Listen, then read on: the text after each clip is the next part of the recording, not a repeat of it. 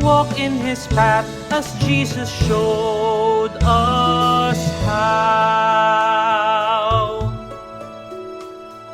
Magandang araw po sa ating lahat. Pagpalain tayo ng Diyos sa ating pong patuloy na pagninilay ukol sa buhay Kristiyano.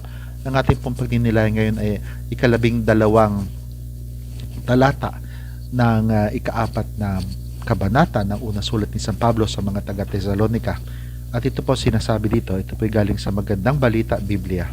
Dahil dito, kayo ay igagalang na mga hindi mananampalataya at hindi kayo aasa sa iba para sa inyong ikabubuhay. Ang konteksto po na sinasabi ni San Pablo ang alagad dito ay yung mga taga-Tesalonica ay sinasabihan niya magkaroon sana ng trabaho upang hindi sila maliitin ng mga hindi Kristiyano.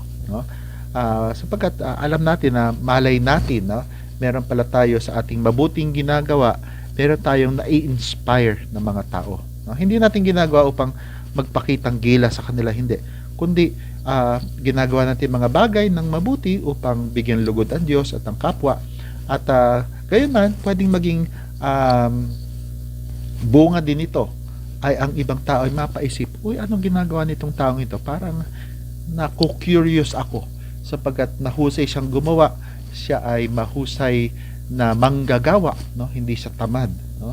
Gayon din yung sinabi natin nung nakaraang video, ang hindi yung umasa na lamang sa iba, yung bang sinasabi natin kumisa sa Tagalog na yung mga taong tagakain, yung wala man lamang ginagawang effort, humihingi na lamang ngunit wala namang sakit, wala namang kung ano man, walang balakid upang sila ay makapagtrabaho, magpagal, magkaroon ng ikabubuhay, na sana sa ating buhay ay sikapin din natin na gumawa ng maayos, mamuhay ng maayos, ang ibig sabihin magbanat ng buto, magsipag sa tulong ng Diyos.